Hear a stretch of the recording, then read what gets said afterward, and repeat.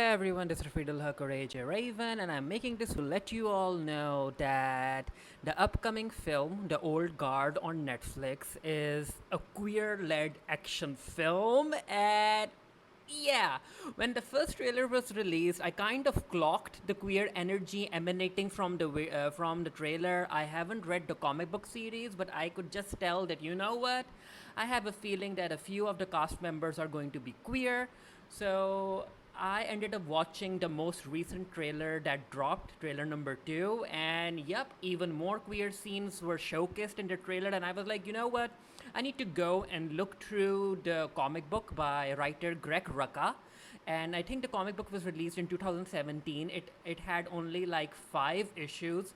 So I went through the comic book. It's published by Image Comics, and yep, Charlize Theron is playing the character named Andy, and yeah, I'm not going to give any spoilers away. I'm just going to share what was shown in the trailer and give you some context. I'm not going to share any plot details, so don't worry about that. So, coming to Andy, Andy is one of the immortal characters in this movie, and yeah, she isn't straight, so yeah, so she's the leader of the group. So we basically have an action film that's led by a queer woman, and then the other queer characters are Joe and Nico or Nikki. Yeah, I mean they kind of and these people changed their names through the generations. So I'm going to stick with Joe and Nikki, and these two are romantically.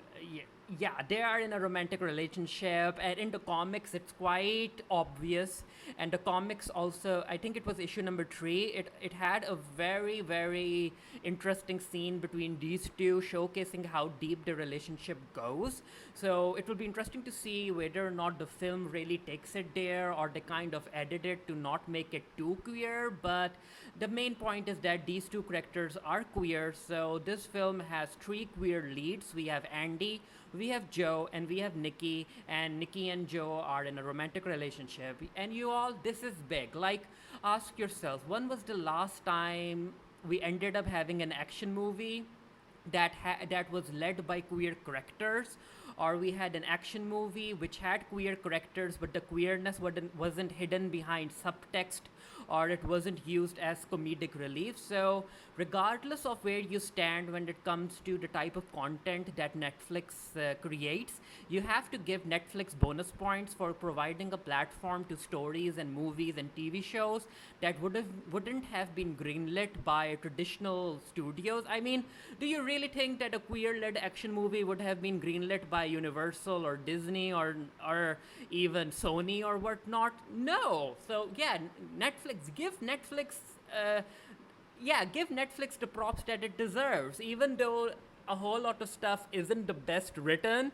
But at least it's like offering content that's queer to be enjoyed around the world. And yes, I do say that this is the type of content that's enjoyed around the world, because I recently wrote an article about Money Heist. It's an amazing show on Netflix. It's one of the most watched shows on Netflix, and it too has queer characters in leading roles. And it just goes to show that people around the world are okay with consuming queer with content that has queer leads in it, if the writing and the story is good. Like, no one likes tokenism.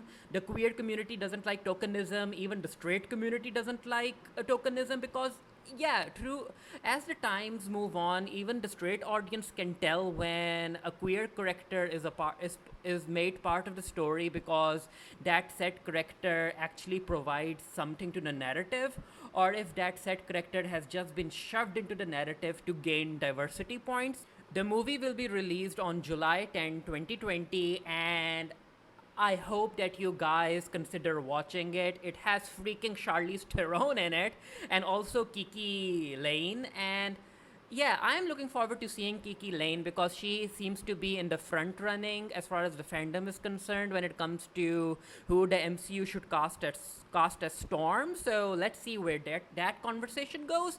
But yeah, you should all consider supporting this movie so that Netflix can see that this is a type of content that can do well with audiences around the globe, especially if it's written well. I have read the comic book series. It is interesting, and I think the sequel came out this year. I haven't read the sequel yet. So if this movie does well, you can see it opening doors to a franchise. But anyway, I just wanted you all to know that this is a queer led action film. Some of you might not have been interested in watching this film because it was all like straight characters, but no. If you guys have been waiting for an R rated, queer led action film, this is it. If you already have a Netflix subscription, check it out. And I'll also be writing an article about this for the Geekery. The link to that will be down in the comment section below. Anyway, let me know your thoughts about this movie down in the comment section below. Are you excited to watch it or not? And yeah, until next time, stay happy, stay safe, stay blessed, and I'll see you guys later.